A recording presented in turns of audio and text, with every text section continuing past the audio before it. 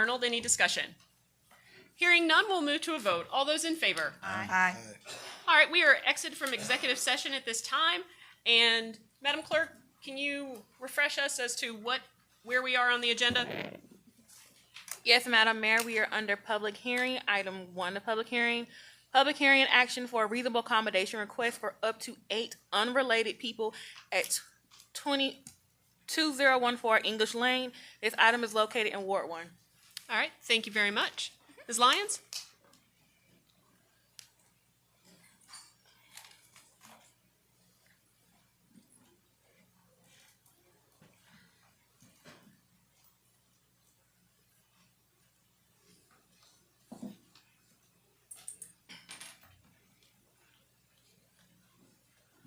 Good evening, Mayor and Council. Yes, this is a reasonable accommodation request by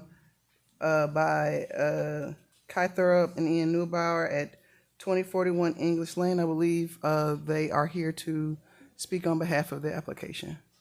Okay. Does staff have a recommendation? The recommendation of staff came from Fulton County Superior Court, which stated that that Mayor and Council hold the make the decision and may have a public hearing for this item in open session instead of executive session as was done previously. So with that, that's my recommendation is to just follow the what was requested by the Fulton County Superior Court. Thank you, Ms. Lyons. Mr. Denmark? And actually, Ms. Lyons, I apologize. In terms of notice for this public hearing, have we complied with the law? For this, we have advertised in the legal organ, Fulton County Neighbor, at least 15 days prior to the hearing, similar to a zoning request, even though this is not a traditional zoning request. There's no change of zoning being requested, but Fulton County Superior Court requested that we use our notice of public hearing requirement. So we published an ad in the legal organ at least 15 days before this hearing. We sent out notice to property owners within 1,000 feet of 2041 English Lane. That was about 180 addresses. And we also posted a sign on the property notifying everyone of the public hearing date of today and where they can send comments. Question. Thank you, Ms. Lyons. Councilmember McKenzie? Okay, so you said that the notice was sent 15 days prior to today. So what day were the notices sent out? Can't recall exactly, but if today is the 17th, we sent them sometime around the end of July. Okay, so the notices were sent out for a hearing to be held on the 17th of August prior to the August 3rd council meeting when we were going to set this date. So you had set a date through the notification before the council actually set a date for the hearing. Well, yes, typically with setting the public hearing, those are usually routine. Staff didn't have any inclination that this wouldn't be followed since it is a state of Georgia. The Fulton County Superior Court is requesting this action from Mayor and Council. So it was put on the agenda and the motion failed, but in speaking with our city attorney, our city manager, as was stated previously, setting the hearing is more of a tradition than a requirement of the ordinance. And so with that, especially in this type of situation, we move forward with including it on today's agenda. I have a question. Councilmember Card? All right, City Attorney, I heard the city planner mention something extra in there. Now, I'm looking at the non-final order granting petition for review in part. I see a required hearing. I heard hearing and approval. Did I hear? I heard you add approval. I didn't say that. Yes, you did. If you play that back, you did say that. That's why I wanted to make sure that was I was correct. I was in reference to setting the public hearing, not tonight. you said hearing and approval, so I want to make sure that that's not what you actually, is that what you meant? If I said that I was thinking it was in reference to setting the public hearing, approving I just the wanna setting clear- of the I just date wanna and not clear the that up so approval there's of no this application. misunderstanding, City Attorney, City Manager. Yes, sir. You're obligated to conduct a hearing, and as you recall, there's not Right. a date by which that has to occur, but you are. That's what I'm reading here. I want it to be correct, because when you said hearing and approval, I didn't want the public to be misled into something that was not the case in the order. Yeah. Understood. Question, Madam Mayor? So I just Councilwoman wanted to McKenzie? follow up, yeah. So basically, this motion says public hearing and action, which means approval or disapproval. So this agenda item is requesting a public hearing and an action to be held tonight, but we are not under obligation to have an action.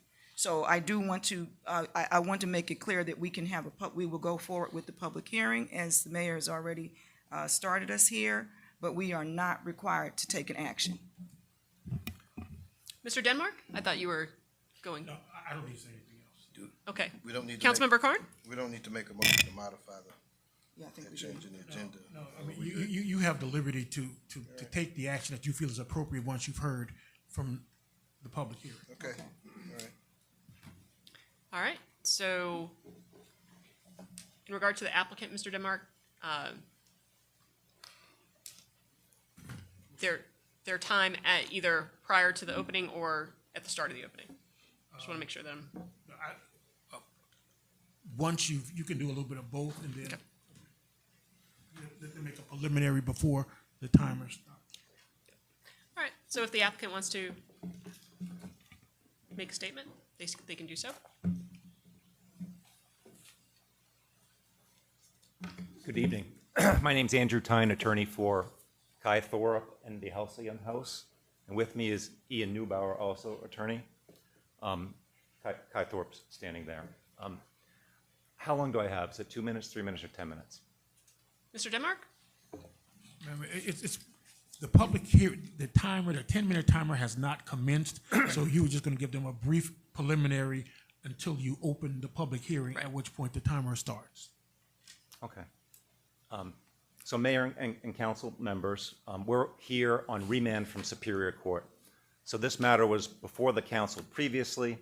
There was a private executive session held, and the reasonable accommodation was denied. We appealed it to Superior Court. Superior Court ordered that it be remanded back to this forum for a public hearing. What was intended for 2041 English Lane is to open a sober house. So Kai Thorpe had the idea that a sober house for up to 8 disabled individuals would be opened at that location. So pursuant to the Fair Housing Act and the ADA, he sought a reasonable accommodation from the city. The city administratively denied the reasonable accommodation, and then that was brought before the city council. And again, the city council didn't act pursuant to the Zoning Procedures Act, which is why we're back here today. So the city council can consider it under the Zoning Procedures Act. A reasonable accommodation requires a finding by the city that the accommodation requested is both reasonable and necessary. The proposed use at this address fits that test. I don't know if the council members are familiar with sober houses. Sober houses are simply peer support houses. They're houses with individuals who are disabled under the Fair Housing Act, who come to live together in a peer support environment, which means there's no medical providers on site, there's no medical treatment on site, there's no any sort of administrative oversight other than the peer support members living as a single-family household, supporting each other in recovery and doing what they need for each other to further their recovery process.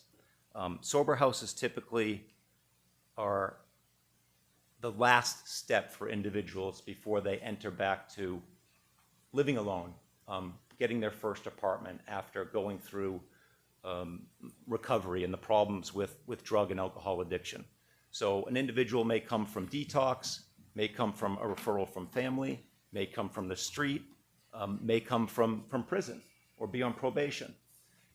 There's all sorts of individuals that are accessing these types of homes, which are extremely important because without that, they don't have that last step to further their recovery to a point where they can live alone. Otherwise, they may be transitioning from detox or prison straight to a home environment that's not supportive of their recovery. And as you know, I mean, if you live with people who are doing things that aren't appropriate for your well-being, then often you may be susceptible to that. So if you're living with people who are drinking or doing drugs, that's not good for someone that has addiction problems. They need to live with people who are not doing drugs, that are practicing abstinence, and as a result, it furthers their recovery and gets them to a point where they may be able to live alone. Sober houses such as the one that was to be opened by Kai Thorpe, his company, the Halcyon House, they have rules and guidelines that are followed. These rules and guidelines are signed on to, agreed to by house members. They can experience eviction or discharge if they don't follow those rules. The number one rule in every sober house, including the one that was to be open in College Park, is practicing abstinence. But there's many others. The family members commit to doing chores together, attending weekly recovery meetings. So these rules provide this structure for this particular type of house to further the recovery of the individuals that would be living there. Again, this house never opened. It never opened. No one was ever living there. So we're talking about prospective residents that would be moving into the house. And the individuals that be moving into the house, again, as I said earlier, they'd be considered disabled. And the reason they're considered disabled under the Fair Housing Act and the ADA and the Georgia Fair Housing Act is because they're a protected class. And they're a protected class because of their disability. So if they meet the guidelines for what is a disability, then they would qualify for protection under those laws. Again, because we're not talking about specific individuals, because no one actually moved in there, we're talking about prospective individuals. This board, this council should consider the prospective occupants to be disabled because the guidelines for their occupancy at this type of house required that they be disabled. And that's confirmed by things such as an interview process, looking at where they're coming from, learning of their background, their experiences, their addiction, to make sure that the people that are coming to live at the house actually need that type of environment. As to need, again, this council needs to decide whether or not the accommodation requested is reasonable and necessary. The accommodation requested is to have 8 individuals in this single-family zone. In this single-family zone, single family as defined under College Park's ordinance are limited to 3 unrelated individuals. So for there to be 8 unrelated individuals to live at this home, a reasonable accommodation is necessary. The city has to give permission. And under the Fair Housing Act, the ADA, the Georgia Fair Housing Act, this city needs to provide a reasonable accommodation if it's, again, reasonable and necessary. College Park, one, does not have any sober houses, and I think there's other individuals here that might attest to that. And there is really no access or a location for sober houses within College Park. And the reason being is because the definition of family is limited to 3 unrelated individuals. A sober house can't function properly with 3 or less unrelated individuals. There needs to be a critical mass. There needs to be enough people where there's a supportive environment. If you went into a room and met 2 other people and you had to make friends with them and find support from them, it may be difficult. If you went to a room and there were 10 people there, it's much easier. When you were in school, in your elementary class, you might have been friends with a couple people. You weren't friends with everyone, unless you were the friendliest person in the world. But, so for this type of environment for sober housing, there needs to be a critical mass. They typically say 6, 7, 8 people. There is no magic number, but 3 clearly is not enough. It's just not enough to create the environment where there's peer support. It's not just meeting people that are going to be supportive of you. There's also other very critical things in the operation of a sober house. People shouldn't be left alone. If you're suffering from addiction and are being driven back to possibly using alcohol or drugs, you shouldn't be alone in a house, because so you if need you- someone there to tell you, no, don't do it. Sleeping alone, bedroom should have 2 occupants, things of that nature. As to locating a sober house in College Park, the definitions within the zoning do not allow a sober house to operate as a group home, as a personal care home. it's an unlicensed facility. It's people coming together and living together. The other definitions were possibly there could be 8 people living together, such as a group home or personal care home, don't fit this model because it's licensed. That's a different animal. There's no licensure for sober homes. As to the reasonableness, there was a family living there were people living at this location. There were 9 people living at this location previously. This is a 4,500 square foot, 6-bedroom house. To think that it's not large enough for 8 people and that's not appropriately sized to have 8 people at that house in this neighborhood, we think not. And again, there's no other locations within the city that allow this by right because of the limitations by the definition of family and the other use groups. So therefore, if it's not allowed at this location, it's really not allowed anywhere else within the city. So as a result, we think this board should grant this reasonable accommodation and allow 2441 English Lane to be used as a sober house. Thank you. Thank you, sir. All right, at this time, I will declare the public hearing open.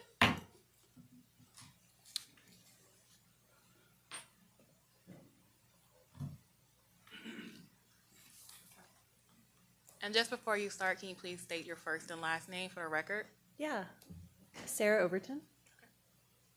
Good evening. My name is Sarah Overton. I'm a licensed clinical social worker, and I'm the Assistant Director of the Dual Diagnosis Recovery Community at Skyland Trail, which is a nationally recognized residential mental health treatment facility located in Atlanta, Georgia. I wanted to talk a little bit about the clinical rationale for recovery residences as they serve the dual diagnosis community and support individuals coming out of intensive treatment as they are transitioning into independence. Recovery residences play a really important role for individuals in recovery as they are rebuilding their lives. One of the crucial things about a recovery residence is that it is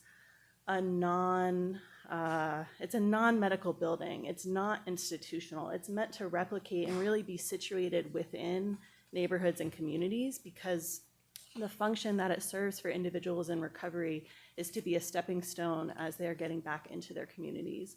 Often these are individuals who start to return to work, engage in service and community service and volunteering, return to school. Often recovery residences are maintained well and have a positive impact on the properties around them. And the relationships that Skyland Trail has with recovery residences in the greater Atlanta area is really important to us. We actually require that clients in our intensive services reside in a recovery residence in order to step down out of our residential program because it is so important to their stabilization, ability to remain sober, and ability to progress in their recovery. When access to recovery residences are limited, we see a real negative impact on our client population, and it really negatively impacts people's ability to take that next step in their recovery before they then leave the recovery residence. The last thing I'll say is that the community aspect of a recovery residence is really the most crucial part of it. I love the work that I do with clients as a professional, and the thing that I see positively impact clients in recovery the most is engagement with other individuals in recovery who are at different stages in the process and can be peer support advocates with them. And so there is really something to this critical mass of this environment, that there's enough people there to lend a hand when needed. So thank you so much. Thank you. If anyone else wishes to speak, they can do so at this time. Yes, thank you, Mayor, council members, city manager, city attorney. My name is Richard Monroe. I am the president of AMSTRA, the Atlanta Metro Short-Term Rental Alliance.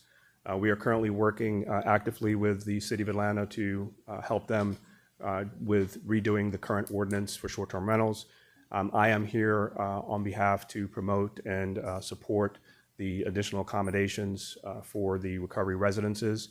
As Andrew pointed out, there's not a licensing requirement for this to happen. However, we do work very closely with GAR, the Georgia Association of Recovery Residences, and we make sure that there's standard practices and certification process that are adhered to. As we've talked about, the rules are very specific. We want to have a disciplined environment There's quiet times. There's the folks have to actually be employed or in school actively in order to be entering into the homes. And as we've talked about, this is kind of a stepping stone for that. We employ different things in the home. There's also a house manager that is responsible to kind of keep everything in motion. There's chores that are assigned. There is random drug testing. And it's in our best interest to make sure there's no disruption within that household, because then it kind of defeats the purpose. And so it's a very controlled, disciplined environment. The last thing we want to do is disturb the neighborhood, and we work very closely with the neighbors as well when these homes are put in place to make sure that there's continuity, that if there's any issues that come up, that we address them right away. The Georgia State Senate actually did a study in 2025 for recovery residences and made some very specific recommendations around local jurisdictions putting in ordinances in place. There's examples in Kennesaw and Covington that have a very clear requirement for an inspection in the beginning, notifying the neighbors of the home, and giving clear direction on any kind of noise complaints or any issues that come up so they can be addressed immediately. So I really feel the City of College Park should really consider looking at an ordinance as to address this particular model, as it is a huge need in the community. And we feel like we just need reasonable regulations to be defined, and we're happy to help along with that process as well. Thank you. Thank you.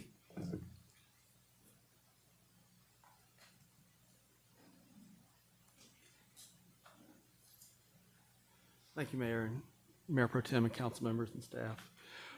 My name is Jeff Breedlove, and I come to you today as one of the people we're talking about. I'm a survivor of addiction. I was in active addiction for 30 years, and I've known the Hope and Joy recovery for 9 years. And I think God really set the meeting tonight with the opening prayer and then with the civility statement by the chief. And that really helped level set me to remember that I think the most dangerous part of addiction is stigma.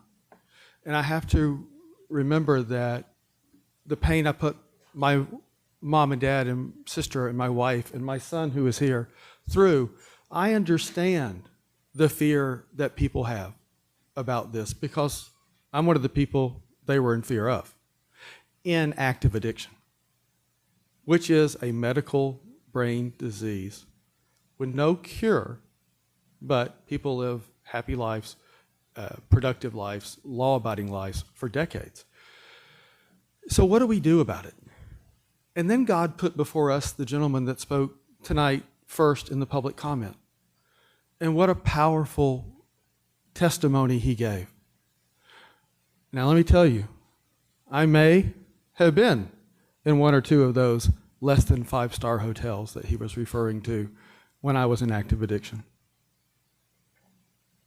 So I know of what I speak when I tell you this. The number one cause of death in the United States tonight, including College Park, for Americans 18 to 45, is a combination of overdose and fentanyl poisoning.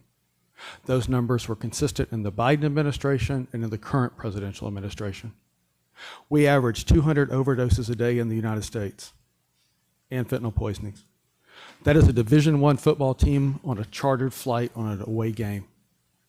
Think about that. If the Georgia team crashed on Monday, Georgia Tech crashed on Tuesday, Alabama crashed on Wednesday, what would we do?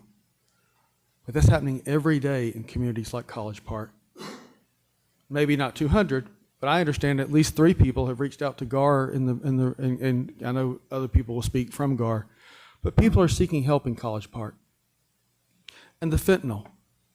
I believe this. When you go to one of those hotels, there's 3 types of people worthy of the point I want to make. There's a guy like me. Do I live in College Park? No, I live in Grant Park. I work with your senator in Ann Arbor very closely. I've been in College Park in active addiction and not in the Barbecue Kitchen. It's one of my favorite restaurants. It's great. This is part of where I live, even though I don't sleep here.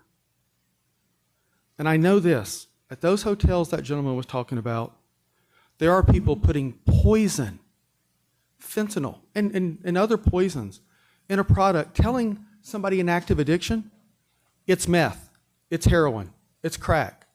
That's what you're buying. It's not what you're buying.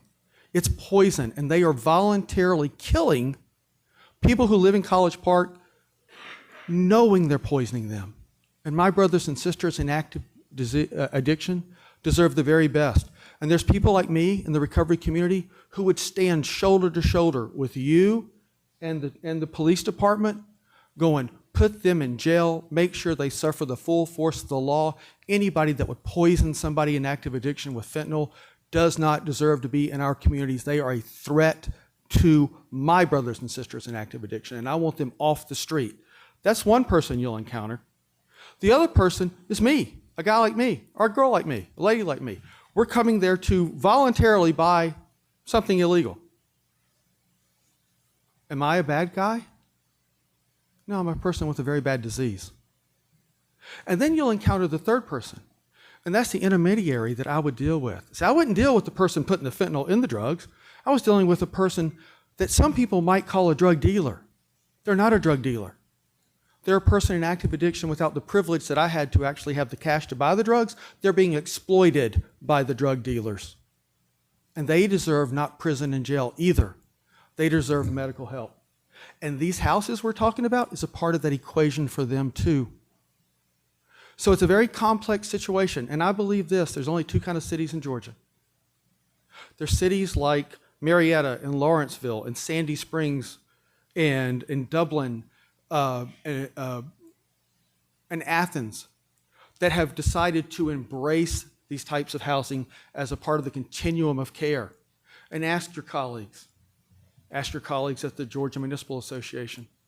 Every city that has embraced this type of housing, the full continuum of care for addiction recovery, has seen all the numbers going the right way. Recidivism rates in jails go down, graduation rates go up, funerals go down, weddings and job employment go up. And it's none of my business what College Park chooses. But you are choosing a life and death decision here. And if you join the growing number of cities that want to address the addiction epidemic, you will save lives, restore families, and strengthen your community. And if you listen to the voices of stigma and fear, you're going to have more and more of those hotels and more deaths and more dropouts. And she and her team are going to just arrest more and more people. Those people that go to those houses, they get jobs. They start families, and they are taxpayers, and they're the best of your city. And that's the choice you're making. So that's all I would ask you to do, is to pray about the grace and the compassion and the fact that of all the decisions you make, and when I was arrested, by the way, I was the chief of staff to a DeKalb County commissioner. I know it's a county and not a city, so not as cool. But in all seriousness, when I was arrested, it made the news for 6 days. And it changed my life.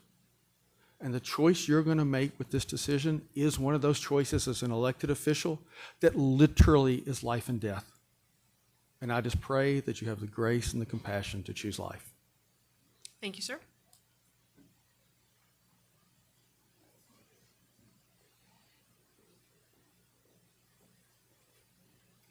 Madam Mayor, I'm Candace Whitaker, and I am the Executive Director of the Georgia Association of Recovery Residences, as you've heard to refer to as GAR. I can confirm that there are no certified recovery residences in College Park. We are working with several different cities to create ordinances to ensure that we can get certified organizations within the communities. So my job as a nonprofit organization that falls under a national affiliate and works under SAMHSA guidelines is to ensure that we set clear guidelines that are updated, and we are educating owner-operators on how to operate a safe and ethical recovery residence in the state of Georgia. And so we are providing education and we're providing oversight. Every single day, I go out and I inspect recovery residences, I read documentation, I address grievances, I look into ethic violations and complaints, and I ensure that every Georgian in this state has a place that they can go to seek out safe recovery. And so I just want to implore you to really consider this. Kai called us even before his doors were open, even before he had the name. He was ready to do it the right and the correct way. And he went through and we educated him on the process. He took a look and provided all of his documentation, which was excellent. And we made sure that he was prepared and ready for the next step in the process. And we are prepared and willing to continue to support him in that and continue to support you all as well. We are a resource for you all. I'm more than happy to give you my business card. And if you would like to connect, I would love to make a connection. Like I was previously said, we've worked with the City of Dublin. We are now working with the Mayor of Atlanta to work on ensuring that other safe recovery residences that are certified are open in this state. And we are working on legislation to require that a law pass that in order for any recovery residence to operate in the state, it be a GAR certified facility. Thank you so much for your time. Thank you.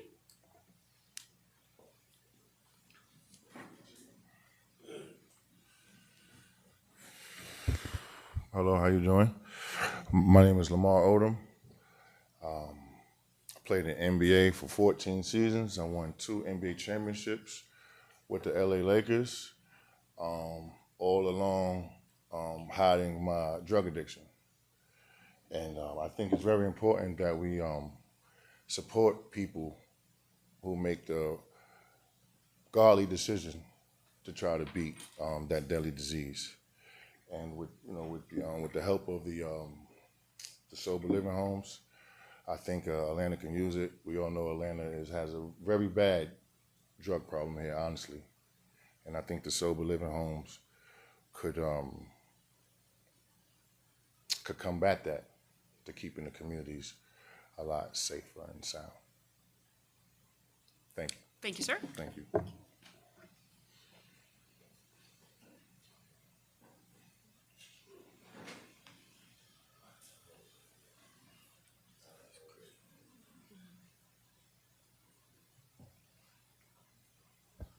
Good evening.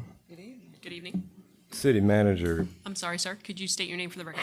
Yes, my name is Randy Precious Godfrey. You can call me Precious. City Manager, I'm asked that you read to us or give us a net of where we stand. This has been a long and complicated issue. I'm curious if you can net it out for us where we stand with planning and zoning, code enforcement, the fire department, the police department, right? Has the fire department inspected and approved the property for 8 occupants? Has the police evaluated parking, emergency access, and neighborhood impacts? Has planning determined whether one parking or several, the small amount of parking space complies with code or whether additional accommodation is required? Does each department recommend, approve, or deny with conditions? So again, it's been a long, complicated process. If you could just read out where we stand with regard to each one of those areas. You can answer them if you know. Madam Mayor, Yes, sir. should I respond? You may respond to Mr. Godfrey. Mr. Godfrey, good evening. Thank you. Hello. So we normally leave all of those decisions up to our planning and zoning person, Ms. Lanice Lyons. She does all of those checks that you talked about. So I would refer to Ms. Lyons if she talked to police, fire, public works, all of our entities on whether or not she's checked with them before this has been moved forward. So Ms. Lyons, could you come back down to the podium, please?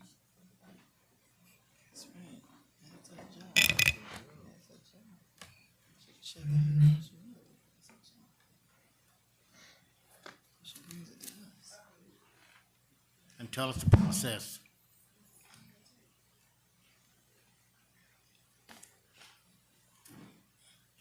Good evening again. To respond to that statement, this is not a zoning request, so none of those things happened. This is not a rezoning, it's not a variance, it's not a conditional height permit. The reasonable accommodation request is granted by mayor and council, and so no zoning considerations of that type happened during this process. Okay. So, Mr. Godfrey, should we refer to you as Precious or? Precious. Okay, well, Precious, you heard the response.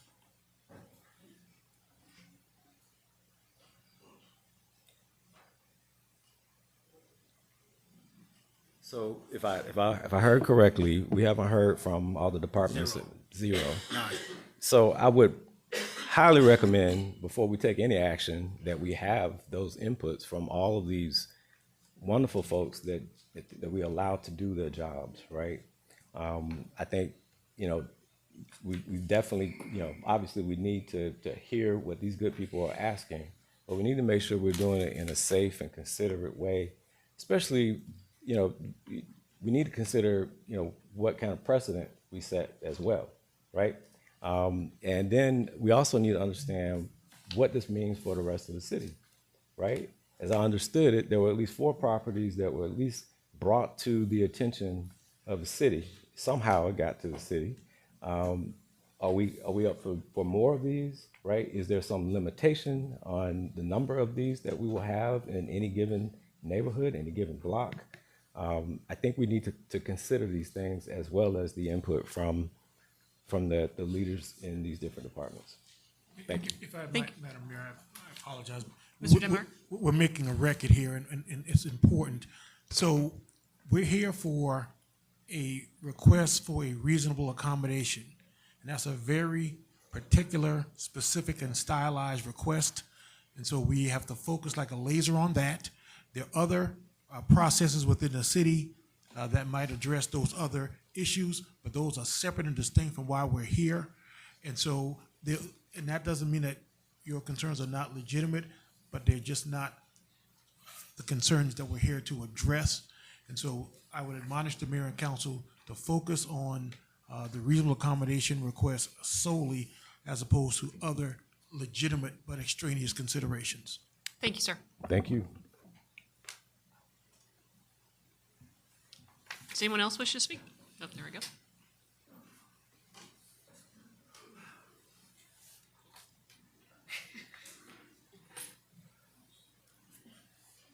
Well, good evening, Mayor and Council. Ambrose Clay, 2000 Lyle.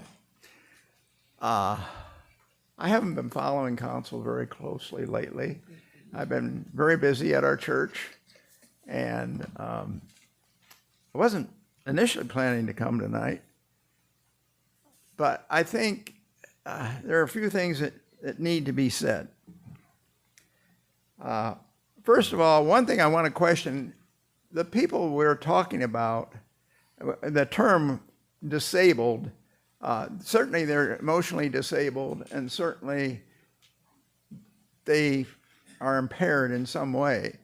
But it's not like we're talking about a home where you have crippled people in wheelchairs and what have you. And I think that's true. And I just wanted to clarify that point for everyone. I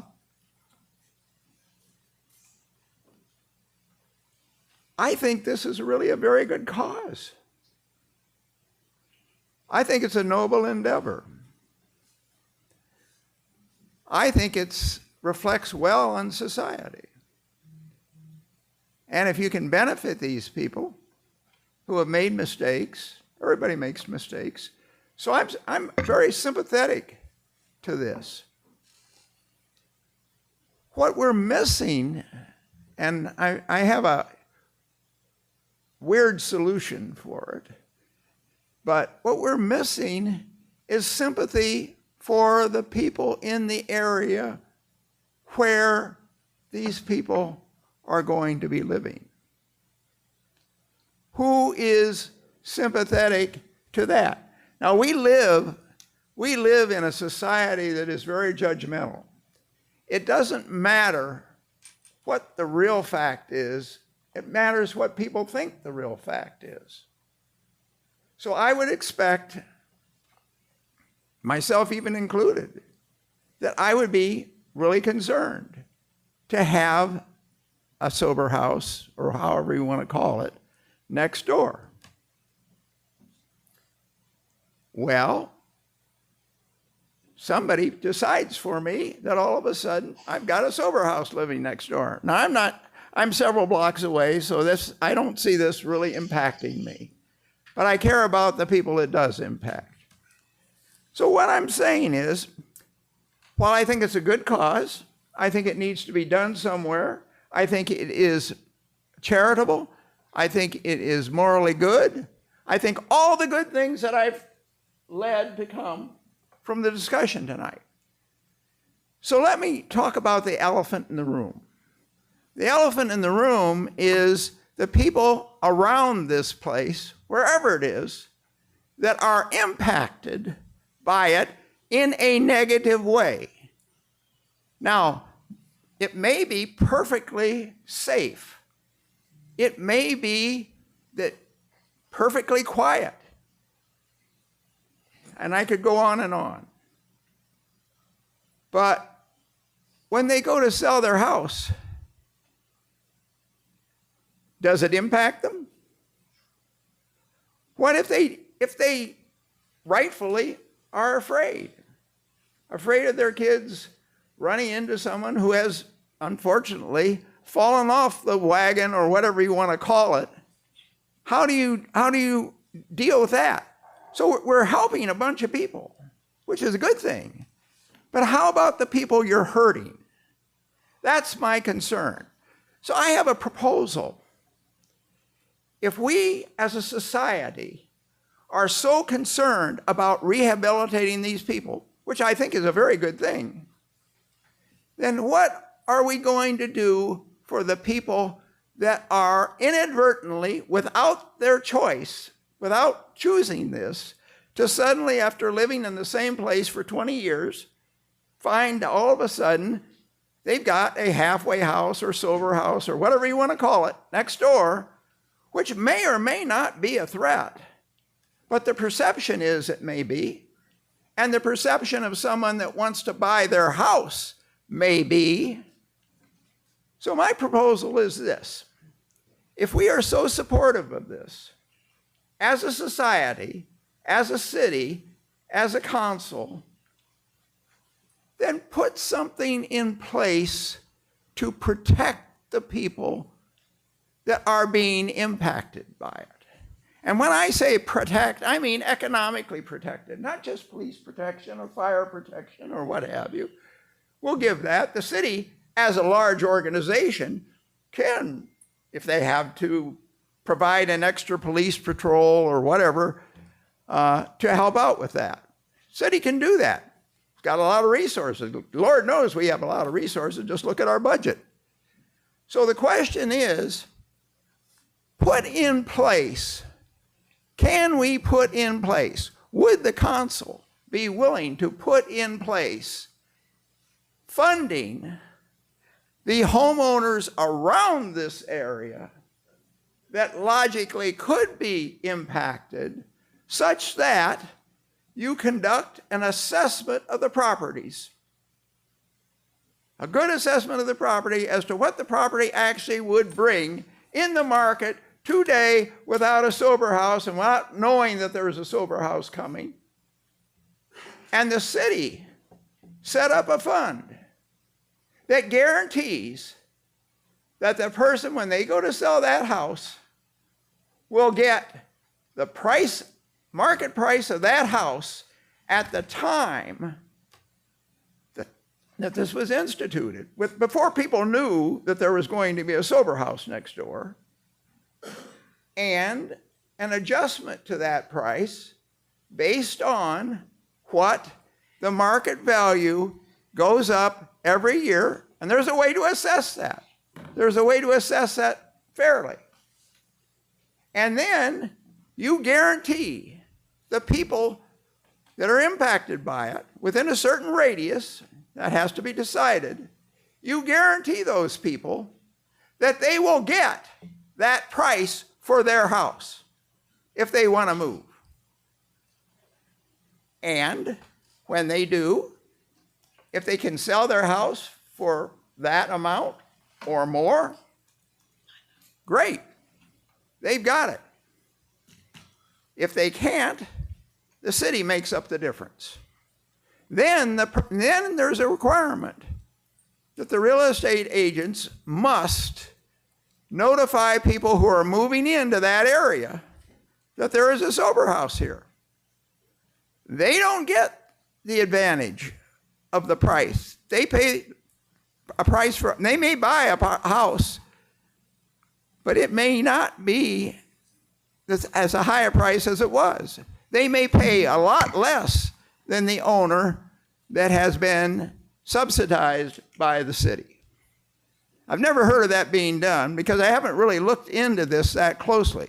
But the name of the game is to do the good deed, help these people out, help them find a rehabilitation. But if they impact the people that are totally innocent of doing anything, they just have an entitlement to their rightful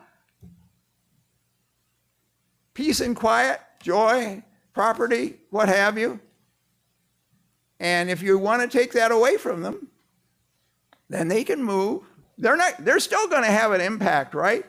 Because maybe they love this place. They don't want to move. But if they feel that they need to, then they can.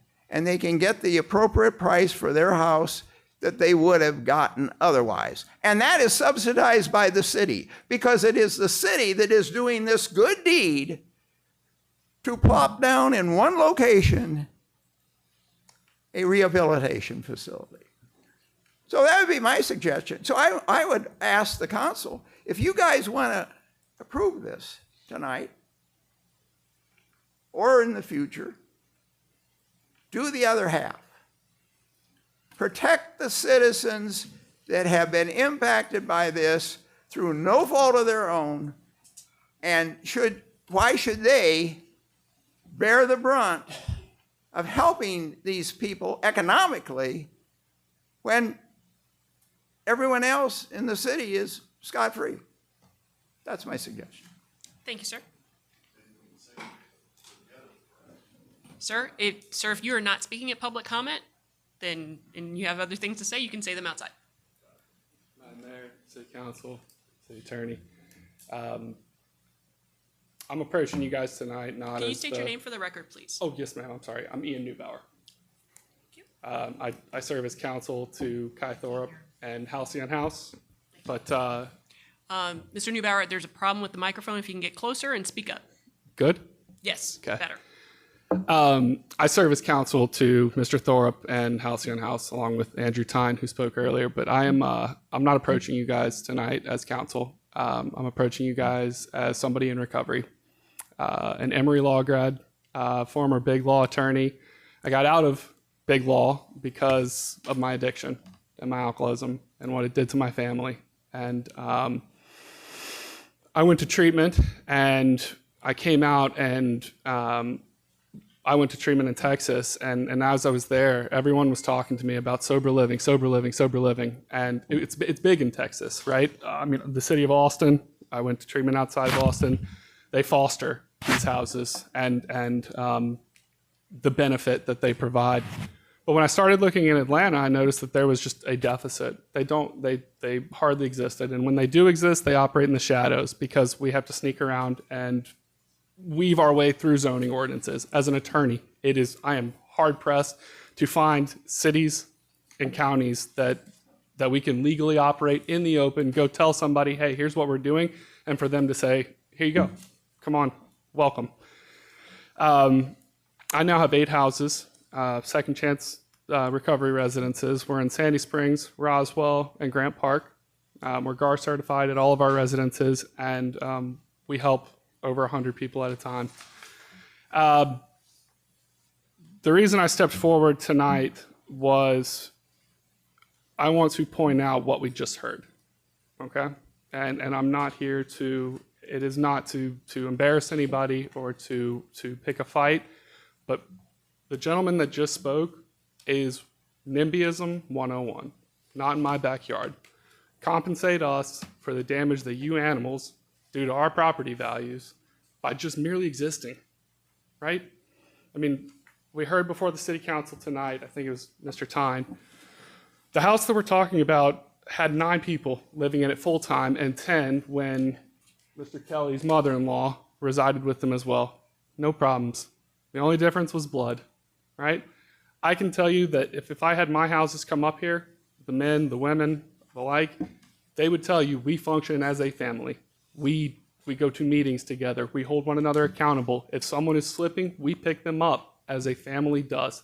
I mean, that is the essence of recovery residences. But what we just heard, that's the fight. And if I'm not mistaken, Mr. Clay was instrumental in drafting the ordinances that we're currently litigating against. And you guys can correct me on the record if that's wrong, but I believe that to be true. So my request is included in the materials tonight. There's a PowerPoint that lays out what a reasonable accommodation is. There's a letter from a PhD, nationally renowned individual who, based on his assessment of the house, has clinically certified, in addition to Ms. Overton, that 4 people is not enough in the house in particular that we're talking about. And there's other materials in there that I would just ask that you read and just look it over, consider it. We don't come into cities and counties looking for fights. I promise you that. I got out of law and unfortunately had to find my way back into it as a Fair Housing Act attorney. So with that, thank you very much. Thank you, sir.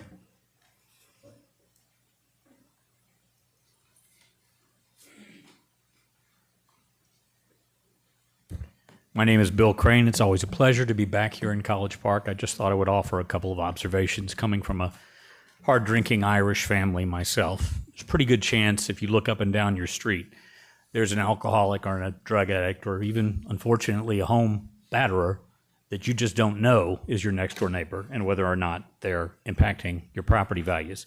My younger brother, I'd love to be able to introduce you as we met Jack and Jeff's son tonight. Jeff is a friend of mine of about 30-something years.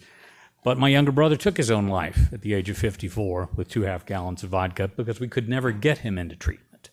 I'm very proud and happy to tell you that my niece, who just graduated from Bernal with her master's in psychology, lived in one of your homes in Sandy Springs and graduated from that home fully employed. But one of the things she was proudest of, and one of the things I want to share with you and other potential neighbors in College Park, there were 7 people in her house. They are all still sober. But one afternoon, earlier this year, in the extreme heat we've been experiencing, their elderly next-door neighbor was out trimming her garden and had a heart attack in her front yard. And it was 2 residents of the sober house who went to her aid, who called 911, and who that older woman now attributes to saving her life. So there are obviously negative sides to the coin, and we all have experienced them. We've experienced them with someone who's drunk. We've seen someone who's been involved in an accident with a drunk driver. But remember, they are people too, and those people that take that path to recovery and stay on it, those are noble neighbors that I'd like to have in my neighborhood. And I also say that as a member of the Community Service Board of DeKalb County, where we oversee addiction and recovery, a number of other health issues, DeKalb's Crisis Center, and having a daughter with Down syndrome. We cited a group home in DeKalb about 4 years ago. The neighborhood fought us hard, but they've now come to very much welcome that group home, and those are people in wheelchairs and other disabilities. So it oftentimes has a happy ending, even though there's obvious reason to consider and to have your opinion sought before you take a vote. Thank you. Thank you, sir.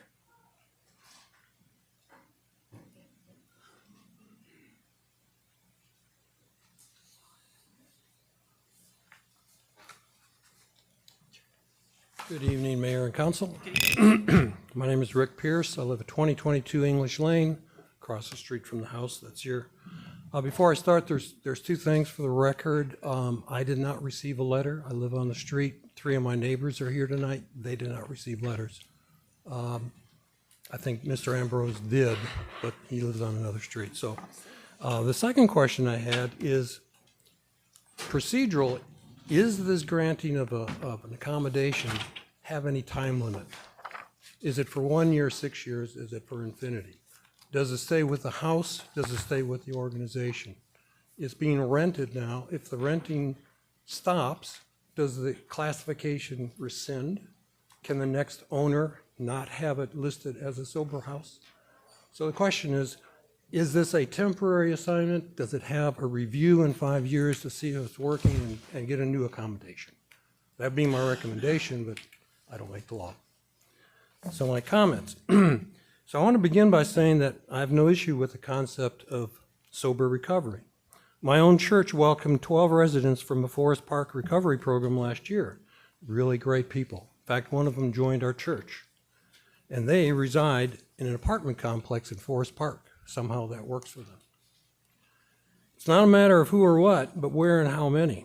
8 adults with potentially 8 vehicles are a lot for one house on a narrow, quiet street.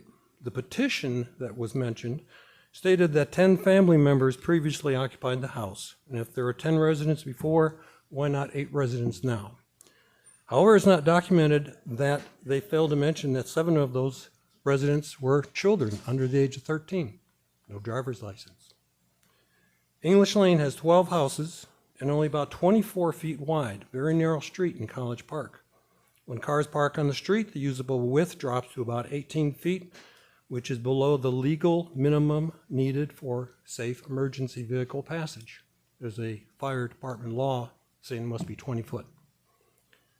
I asked the councilor to consider whether or not there's been a review of the safety for emergency vehicles on that street, if street parking is granted.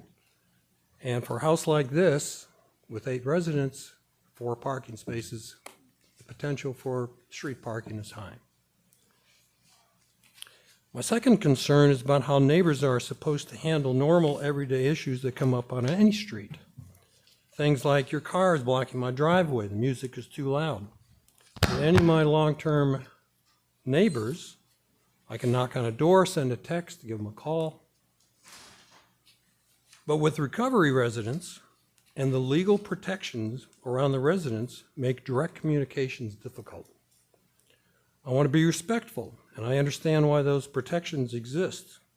But I also need to know how we, as existing residents, are supposed to address routine neighborly matters without fear of unintentionally crossing some legal line of intimidation and potentially be sued, which I truly fear is a current possibility or a future possibility. When there's issues, should we contact the operator, the landlord, the city, the police? I'm asking for guidance because I want to avoid misunderstandings and avoid situations where normal neighborly communication could be misinterpreted. My concern is not with the residents or the mission of recovery. My concern is how the law can unintentionally create tension and confusion where there none existed before, and how it might be misused in ways that make neighbors afraid to speak up about issues. I don't want to live in fear of legal issues for trying to resolve everyday matters. I simply want clarity, safety, and a workable path forward for everyone on my street. Thank you. Thank you, sir.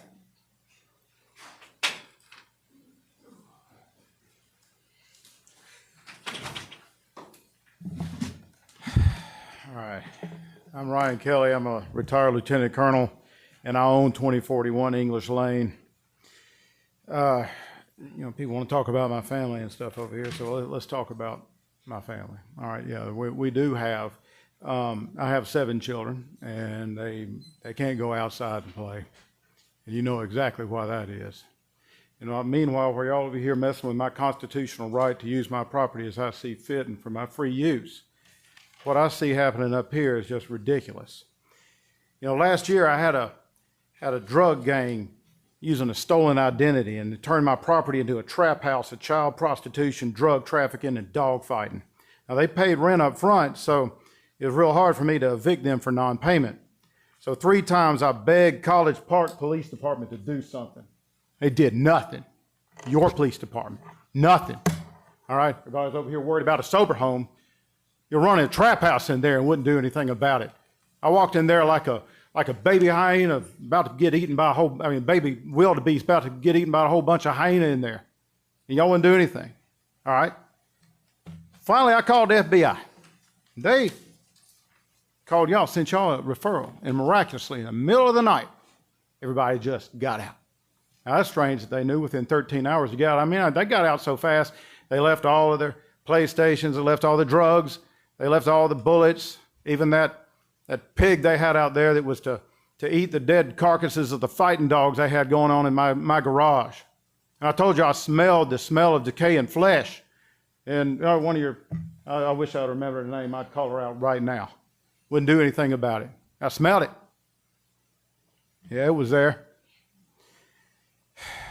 So with the sober home over here, this came up. I decided, you know what, maybe I can do something to fight back against this addiction problem that's all over College Park. The Oxford House model, it recommends 8 to 12 people. And the courts have repeatedly held that communal living is a therapeutic necessity for those that are disabled by SUD under the ADA. That is why your legal team keeps losing in court. And had I denied their lease on account of disabilities like that, it would be me losing in court, not you. But that knife, it cuts both ways. But I pay you people tens of thousands of dollars in tax. Yet College Park, y'all pay out $100 grand to Lindell Miller, 320 grand to Sheriff McCory, not to mention the 300 grand coming up for that Open Meetings Act violation y'all did. Now some of that money, maybe it could have gone to help educate the kids out here. Maybe one of my 7 kids, I don't know. Being that education is such a good protection against drug addiction, you know, I take my kids to this pathetic library you have, and they're filled with gender identity, race relations, and self-esteem books. Where are the books on science and physics and philosophy? Well, I head on over to the adult section, and it's filled with these computers where people are applying in vain for AI-created job listings they're made for the facade of corporate growth to increase share prices. Well, where's that money going? Well, I'll say their names. Maybe it went to Emmanuel Rainey and Crescent Dowell. It's your audit found related to 300 grand in cash withdrawals. These are your city employees. Where are the convictions? Nada. But your emails greedily contemplate fining me $1,000 a day when it's my kids out there in the backyard cleaning up the hypodermic needles and the used condoms out of Camp Creek, trying to gentrify the area a little bit. But then when I take all that trash over to the trash can, and I put the tires and the paint cans in there and the rotten wood, City of College Park won't even take it off after paying you these ridiculous, enormous utility bills. College Park has forced my 7 children out of the schools, where only 17% of the elementary students can read. My 8-year-old can read, and he doesn't even go to school.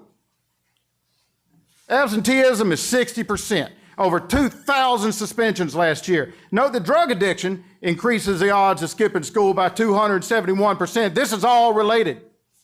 They grow up to contribute to College Park's violent crime, rape, and murder being 300% higher here than in the rest of the state, on the state average. College Park schools operate at the bottom 1% nationwide. You drive down Main Street, and the homeless encampments are everywhere, and you know that is a known result of drug addiction. Oh yeah, we've all seen it. Hyper-accelerated violence, failing schools, trash not being picked up, addiction problems, they directly are attributable to your city mismanagement. But then the one guy who shows up out here and tries to do something about it, y'all are real quick to shut him down. This corruption in this room is so stifling, I can barely breathe.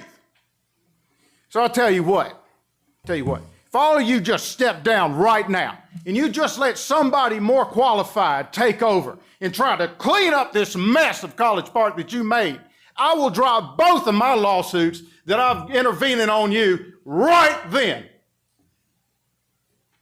No takers? It's exactly what I thought. It's not worth my time. Have a good day. Thank you, sir.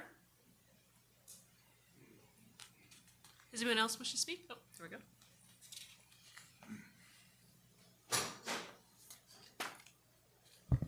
Good night. My name is Martha Hickman. My English is not perfect, but I try. I live in 2010 English Lane. The first, I need to thank you for you working in College Park, City College Park. I don't have any complaint about your job. Thank you, the department, the police. I have good experience with them. They take care of me. The only my complaint is I'm not thinking that this place in English Lane is the right place for recovery these people. I am so happy they can recovery, rehabilitation, but it's not the place right, because this street is quiet. We have child, neighbor with child. We don't have enough parking.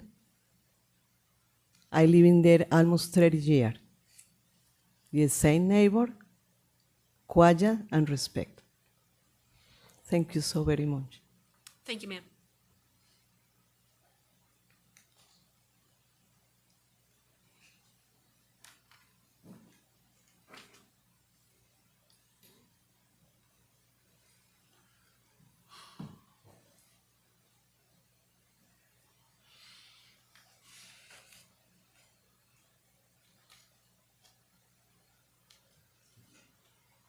Hi, I'm Kathy Pierce at 2022 English Lane, and I just want y'all to know that the Neighbor newspaper has not been delivered on our street for over 10 years. When I first moved in, I've been there for over 20. We did get it, and then it just stopped. So that is not a good way to communicate with our street. Thank you. Thank you.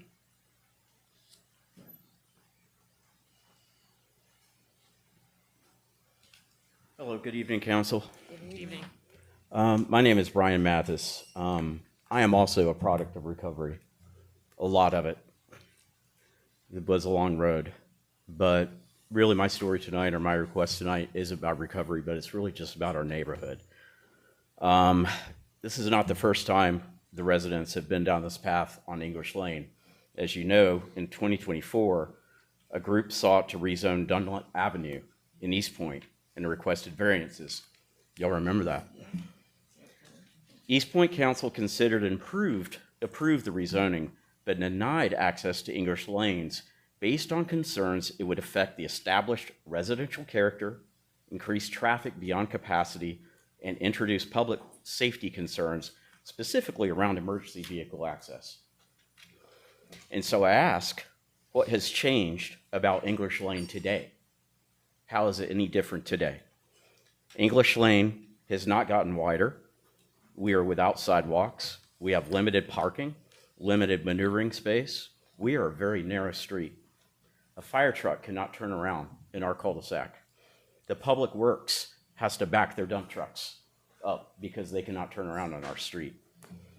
And capacity really is the issue here. It's just a matter of capacity. The applicant proposes 8 unrelated adults plus staff, service providers, visitors, deliveries, transportation, all increasing traffic and parking needs. I would really ask that before any accommodations be met, maybe some sort of study on the traffic impacts of our neighborhood.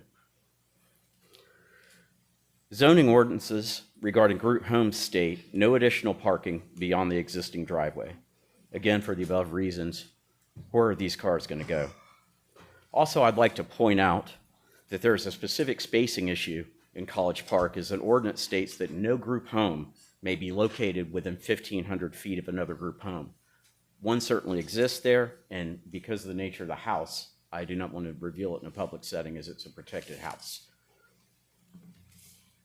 There's a reason municipal zoning processes exist. They allow local governments to determine how land should be used, preserve the character and safety of the neighborhoods, and weigh proposed uses against the broader interest of residents and the city as a whole. Courts have repeatedly recognized that municipalities may enforce legitimate zoning requirements and may deny an accommodation when the applicant fails to establish that the requested exception is reasonable. So for those reasons, I respectfully ask that the council deny the reasonable accommodation request for 24 English Lane. Thank you. Thank you.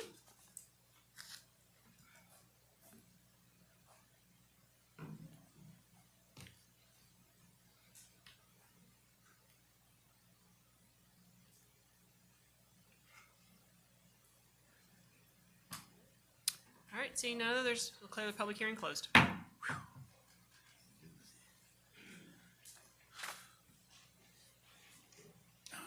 Are there any motions at this time? Excuse me, Madam Mayor. Mr. Denmark. I just want to state for the record before you entertain a motion that there was a concern expressed by neighbors individuals who live within the vicinity that they did not receive notice. And so the council may want to consider taking a step to ensure that all of the impacted neighbors who are entitled to notice, in fact, receive notice, because there may be individuals who would have wanted to participate in the public hearing who were not afforded that opportunity based on the absence of notice. There's nothing that would prohibit the council, if you determine that you wanted to take that step, from looking at another hearing to afford every citizen an opportunity to be heard. Thank you very much, Mr. Denmark. Is there a motion? Motion. And my motion is that we hold a second hearing on the date that I suggested at the beginning of this meeting, the first Monday in October, which would give our planning department the opportunity to republish this. I am concerned about the fact that several of my residents, this has been a hot topic for us, and it's not something to be taken lightly. I want to make sure that, I know I'm going past the motion, but I want to ensure that we have given residents, whoever, whatever way they may feel, some may be fine with it, some may be not. But I'd like to, so my motion is that we hold a second hearing, the first, and schedule it for the first meeting in October. Councilmember, I believe that is October 5th, 2026. Is that correct? Yes, ma'am. All right. Is there a second? Second. Thank you, Councilmember Carn. Any discussion? Hearing none, we'll move to a vote. All those in favor? Aye. Aye. That is unanimous.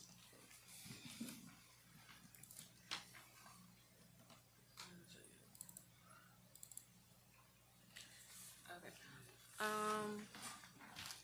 7B, request to set a public hearing on September 8th, 2026 for the conditional height permit at 3636 College Street and 0 College Street, College Park, Georgia, also known as the aforementioned parcel numbers, and our zone TLD transit ordinate development to increase the height of structures from 35 feet to 65 feet. This item is located in Ward 1. This item is requested by Lanice Lyons, City Planner. Is there a motion? Motion. Thank you, Councilmember Carn. Is there a second? Second. Thank you, Councilmember McKenzie. Any discussion? Yes, I have a question. I don't see Lanice, but once again, oh, there she is. Okay, has this already been published? Has notice been sent out to residents about this date? Yes. Okay, well, I'm gonna let this slide, but I am requesting in the future that no notices go out until the city council has actually set a date. So therefore, we need to put this on the agenda at least 30 days prior to the date that you'd like to have a public hearing. So that is my request. I do not like the notifying the public that a hearing is going to be held and this council decides that it's not going to be held. Any further discussion? Hearing none, we'll move to a vote. All those in favor? Aye. That is unanimous. Item 8, consent agenda, consideration of an action on a request to approve a contract for a legislative assistant for Ward 2 in the monthly amount of $2,600. This item is requested by Mayor Pro Tem Joe Carn. Item B, consideration of an action on a request to approve Mobile Pro Systems for the purchase of mobile surveillance camera Falcon 3100 trailer, an amount of $54,985. This item is requested by Chief of Police. This item will serve all wards. This is a budgeted item. 8C. Madam Clerk, can you make sure that you're closer to the microphone? Thank you. No problem. Consideration of an action to approve a contract for legislative manager / chief of staff for Ward 1 in the monthly amount of $6,066.67. This is a budgeted item. This item is being requested by Councilwoman Dr. Jamel McKenzie. Item D, consideration of an action to approve the fiscal year 2025 audit and MEAG engagement letters. This item is budgeted under aforementioned fund number of $115,000. This item is requested by Cynthia Hammond, Finance Director. Item E, consideration of an action on a request for approval to purchase canopies as requested by the WNBA and the NBA for the arena front entrance and for the VIP entrance. The cost of all the canopies for the front canopy system, front canopy curtain system, and the east side VIP sidewalk canopy system is $69,000, $688. The item is requested by Giannis Barner, Executive Director of the Gateway Campus. This is a budget item. This will Service Ward 2. Item F, consideration of immediate replacement of GICC roof. Total replacement is $2,223,400, fiscal year 26-27. This item is requested by Gateway Center Campus Executive Director Giannis Barner. This is a budgeted item. This item will Service Ward 2.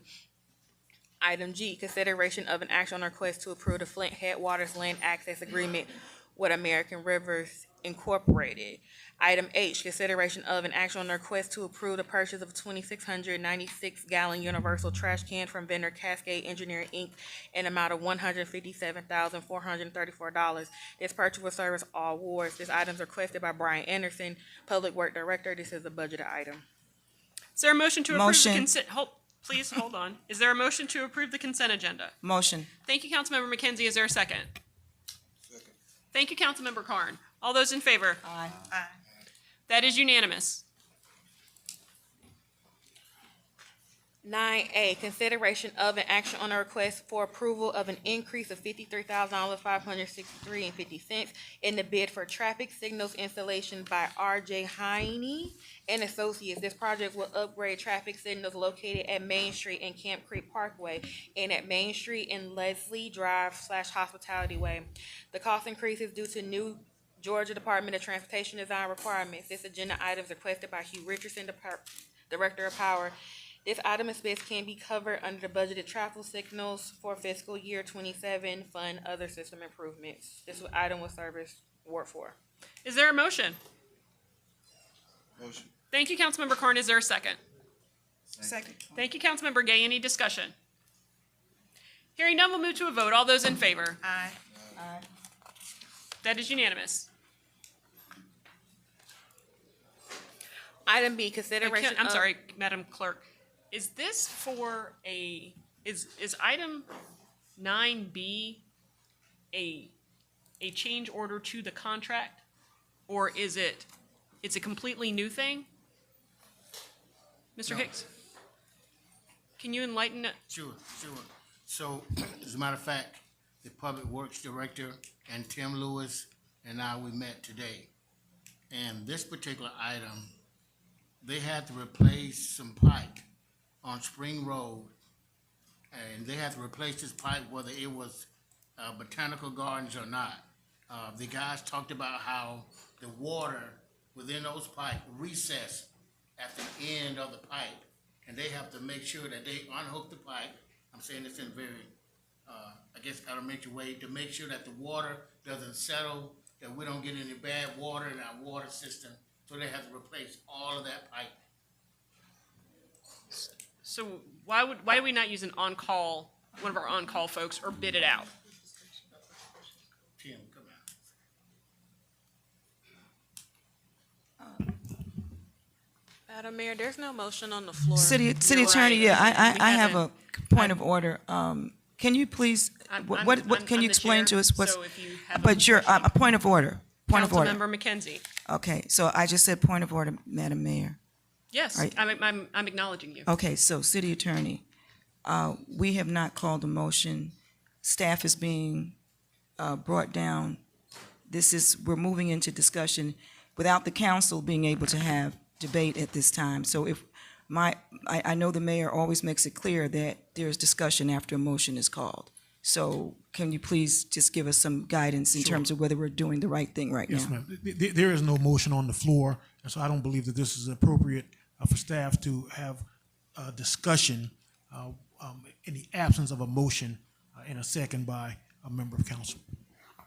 Okay, no problem. Madam Clerk? Please sound it. Yes, ma'am. Consideration of an action on the request to approve P2K Civil Construction Contractors for sanitary sewer and water infrastructure improvements, including the installation of approximately 522 linear feet of 8-inch sanitary sewer main located at 4300 Spring Drive, the extension of the approximately 2,800 linear feet of 8-inch water main from Herschel Road to Global Gateway Connector and associated road milling and asphalt work in amount of $1,128,310.21. This is a budgeted item. This item has been requested by Timothy Lewis, Water Superintendent. This item will serve as Ward 4. Is there a motion? Motion. Thank you, Councilmember Gay. Is there a second? Second. Thank you, Councilmember McKenzie. Any discussion? Mr. Lewis, go right ahead. What was my? What's the? Oh. Why is Mr. Good Lewis- evening, Good Mayor and evening. Council. How y'all doing? Great. Good. What? Yeah, and there's discussion. And Mr. Lewis, Mr. No, it starts here. There's no. I'm happy to acknowledge. I'm going to acknowledge Mr. Lewis. No, no. I'm sorry. Hold on. She's out of Hold order. on. Hold on. She's out of I'm the chair. I can The chair acknowledge. is out I of can order. acknowledge the people that I acknowledge. There's nothing in the rules that say, and I'm acknowledging Mr. Lewis first, and then I will. Point of order. Council member, Point of order. Your point of order is not well taken. I make a motion Mr. to overrule the chair. You I'd have like to make a let the motion to council member overrule make the his chair. point of order. Councilmember. second that motion. No, Councilmember Carn, what is your point of order? There's a motion and a second on the floor, Mayor. Point of order. No, there is not. Your Yes, point of what is your there point of is. order? Parliamentarian, was there a motion made I on the made a floor? motion to And a second. overrule the chair. I'm acknowledging. Mr. Denmark told me that I needed to acknowledge Councilmember Carn's point of order. So I'm doing that as that would take precedence. No. So what is your point of order? City Attorney, there's a motion and a second on the floor. Yes. All right, let's vote. I haven't acknowledged anyone's motion or their second. So who did? There's a motion and a second on the floor. There was no point of order, Mayor. It Madam still Mayor, stands. Councilwoman Jamel McKenzie motion to overrule the chair. Mayor Pro Tem Carn seconded. Okay. So what's overruling? Overruling what? Mayor, there's a motion and a second. We have to vote. To overrule what? As a mayor, we have to vote on the order. You the one that tell us to do that. Mayor, You it's the always vote to tell him overrule you, You Mayor. can't talk until after. I'm trying to understand what you're overruling. Mayor, That- you're Councilman Carn, legislating. I mean, We're in if the you would. legislative I'm trying to understand I'm what you're sorry. overruling. Mayor and I'm council, asking for please. Mayor and clarification. council, please. I'm Mr. trying to find Denmark, out- Mr. Denmark, please. No, ma'am. No, sir. Sir. I'm sorry. Sir. No, ma'am. Sir. No, I'm ma'am. trying to get clarification. No, ma'am. I'm Sir, trying to get Mr. Denmark, clarification. I'm trying to get clarification on the motion. That's it. Well, no, I'm trying to get clarification on the motion as well, and you're enmeshed in the debate between the council on the motion. I'm a parliamentarian. I'm trying to objectively ascertain which motions have been made, which motions are active on the floor. I believe that. As am before I. Mr. Madam Chair, I am, as the parliamentarian, I have to insist that I be allowed to ferret this out. There was a motion, I believe, and Madam Clerk, you will correct me if I'm wrong, before Mr. Lewis started to speak, we said there was no motion on the floor, and then there was a motion to approve in a second. Am I correct or am I wrong about that? You are correct. City Okay, so Attorney. there was a motion to approve this measure, and that was properly seconded. Yes. The mayor then attempted to get Mr. Lewis to speak on the substance of the matter. Council objected. There was a point of order from Councilman Carn, because I believe the council's position is it is not appropriate for Mr. Lewis to speak, but rather the council ought to be allowed to speak, and the council is right in that connection. So in my opinion, Mr. Lewis ought not to speak. The council should speak, as they are the governing body, and they are entitled to decide how they're going to spend the public money. Mr. Denmark, wait, hold on. Let me, Motion and a second, man. Councilmember, let me You gotta finish. allow Can for I, the- you council can do member, whatever you council want, member, but you gotta allow for the vote to play out. council member, I'm just trying to follow up with the parliamentarian here. Okay? No, look, let me, The motion was so that you would not disrupt the legislative portion of the meeting, Mayor. That's the whole. That's a point. council motion member, and a second. council We're in member, the legislative portion. council member, I appreciate that. I have a follow-up question for the parliamentarian. And I do not need to be gaslit or told that how to do this job. I appreciate that. I'm having a conversation with the parliamentarian for clarification. Mr. Denmark. Yes. I understood you to say that I had to acknowledge Councilmember Carn's point of order. Is that correct? Yes. Okay. I heard Councilmember Carn say point of order. Did that occur, Ms. Brown? Councilwoman McKenzie made the point of order in a motion. I So- seconded. so- You didn't hear that correctly. So you never said point of order. I said it after she said it. Mayor, we're trying to we're in the legislative portion of the meeting. We're the legislators. We're counting on you to lead the meeting. And apparently there's a disconnect that's not happening very well right now. The parliamentarian asked for what the motion was. Queenie repeated the motion. We have a point of order so that we can move on with the meeting, and that means without interruption. So there was a motion, point of order, and a second. Where are we, parliamentarian? Councilmember, wait, hold on. He's addressed me, I and asked the city sir, attorney a question. I understand, but you Point of order, don't Mayor. run this meeting. Point of order. I asked the city attorney a Councilmember, question. what There's is a your point of motion order? on the floor to override the chair. Wait, he said a point of order. So everything stops and we address his point of No, I order. said there was a point of order. I'm speaking of the one that's You already on the just record. said point of order. Mayor, because you keep stopping the original point I'm of asking order what and your the- point and of the order vote. is, sir. The The point of point of- order is that there was a point of order by Councilwoman McKenzie, And there that was a to second. override the chair. And So that you I- wouldn't do this very thing over and over again in silly round robin. I called a That's point why of order we can't to get the legislate, mayor's but you attention. disrupting us trying to finish the agenda here. So that's the reason why. And we're still here and you're round robbing it. We have a motion and a second for a point of order to override the mayor so that we can continue this meeting in some order. Mr. Parliamentarian, can Yes, we sir. continue? You're correct. The point of order, as I stated previously, was because the council, and I've heard from multiple members of council, that it was not appropriate for Mr. Lewis to speak. It was appropriate for the council to ask questions and to have discussion. That still has not occurred. And so it is appropriate at this time, not for Mr. Lewis to speak, not for the mayor to ask questions, but rather for the elected members of the city council, the legislative body, to ask questions or to have discussion amongst themselves. But there's a motion and a second to approve Yes, or sir. deny. Yes, Then sir. we have discussion. There's already been a motion and a second to approve. So we vote. No, we haven't gotten down to We're discussion yet. in discuss, a motion to approve, a second, now we're in discussion on that motion and second to approve the measure. Through the mayor, please. I have a question. City manager, I sent questions or asked questions in reference to the process for when the streets are disrupted to repair and how those, to repair any replacement of pipes and then how we restore those streets. And so I need that information, if you don't mind, because I haven't gotten that response yet. Sure. So we also talked about that today. Tim, could you come to the podium? No, wait. Hold on, Mr. Hicks. Wait a minute. He works for the city I'm manager. sorry, excuse me, I already said through the mayor. That's right. And we are in discussion, and I would like to get my questions answered. Oh, wait a minute. Wait, hold on one second. Hold on. I don't know what through the mayor means. It means that through you, I do not have to wait for you to give me a response to ask a question, and I am asking staff to explain when they disrupt the streets to repair lines, how they restore those streets. I do not have to get you to respond to it. I just need to get the staff to answer the questions. Well, right now, wait a minute. Hold on.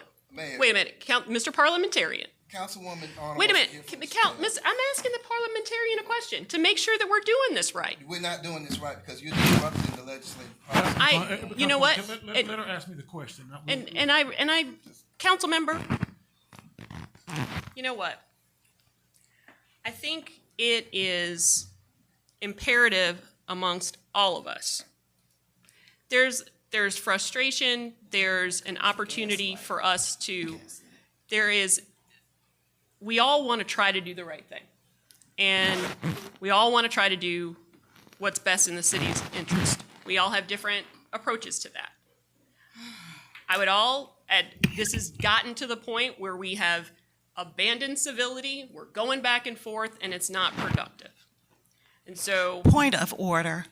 I asked the question, we don't need the commentary.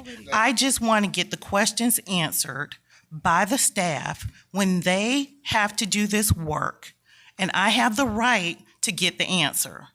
So if we could please have the staff to just answer the question on if the streets have to be torn up to repair the pipes, what is the process of restoring those streets back to 100% of where they were when they were destroyed? Mr. Hicks, could you please ask your staff to come forward to answer that question? Yes. Tim, could you come? 'Cause we talked about 314 Phoenix Boulevard, how you guys tore up the street, how you repaired it, so please talk. We'll talk about 314 West Fayetteville.